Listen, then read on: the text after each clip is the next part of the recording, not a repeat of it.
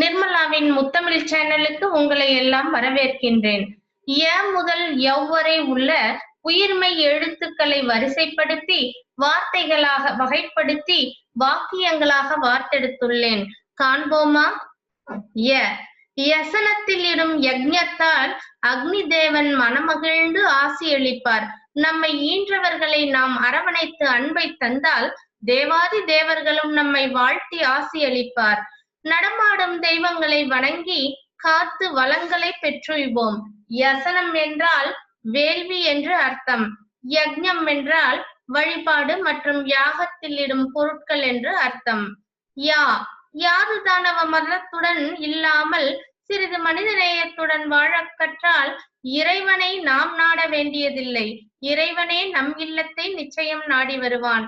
மனிதத்துடன் வாழ்வோம், மறையருள் பெறுவோம். யாது தானவன் என்றால் அரக்கன் என்று அர்த்தம். இதத்தை அடைந்தவர்கள் அகக்கண்ணால் இறைவனை கண்டு ஆனந்தம் கொள்வார்கள். உள்ளிருக்கும் கடவுளை உள்ளுணர்ந்தாலே ஆன்ம சக்தி பெருகும். மனமது செம்மையானால் மந்திரங்கள் தேவையில்லை. இதம் என்றால் தியானத்தின் போதி நிலை. யுகங்கள் கடப்பது பெரிதல்ல, யுத்தங்களில் வெல்வது சிறப்பல்ல. யுவராஜனாக வலம் வருதல் சுகமல்ல. பெரியோர்களை மதித்தலும் சுற்றங்களுடன் சூழ்ந்திருத்தலும் தன்னிலை தகவமைத்தலும் பிறநலம் சிந்தித்தலுமே சிறந்த சுகமான வெற்றியாகும். யுகம் என்றால் காலம் என்று அர்த்தம். யூகங்களை எல்லாம் சரியென எண்ணி நாம் நமது கருத்துக்களை வெளிக்காட்டக் கூடாது. எண்ணங்கள் அழகானால் எல்லாம் அழகாகும். நல்ல எண்ணங்கள் நம்மை மட்டுமன்றி சுற்றி இருப்பவர்களையும் நம்பிக்கையுடன் பழக வைக்கும். யூகம் என்றால் அனுமானம் என்று அர்த்தம். யோகசரனின் பலத்தை பிறர் உணர்த்தினால்தான் உணர முடியும். அதுபோல நமக்குள் இருக்கும் திறமைகளையும் வெளிக்கொணர சந்தர்ப்பம் மற்றும் தூண்டுதல் சில நேரங்களில் தேவைப்படுகிறது.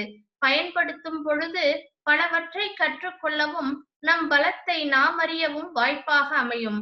யோக சரண் என்றால் ஹனுமன் என்று அர்த்தம். யௌதகத்துடன் வருவது சிறப்பல்ல, சீர்தூக்கி நிலை நிறுத்துபவளே தலை சிறந்தவளாவாள். இல்லத்தில் உள்ள பொருட்களால் மட்டும் கிடைப்பது மதிப்பல்ல, இல்லறத்தில் சிறப்பதே மதிப்பாகும்.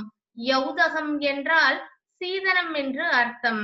தங்களின் காணலுக்கும் கருத்துகளுக்கும் நன்றி நவின்று மகிழும் உங்கள் நிர்மலா ராஜவேல். இந்த சேனல் உங்களுக்கு பிடிச்சிருந்ததுன்னா லைக் பண்ணுங்க, ஷேர் பண்ணுங்க, கமெண்ட் பண்ணுங்க. மறக்காம நிர்மலாவின் முத்தமிழ் சேனலை சப்ஸ்கிரைப் பண்ணுங்க. நன்றி.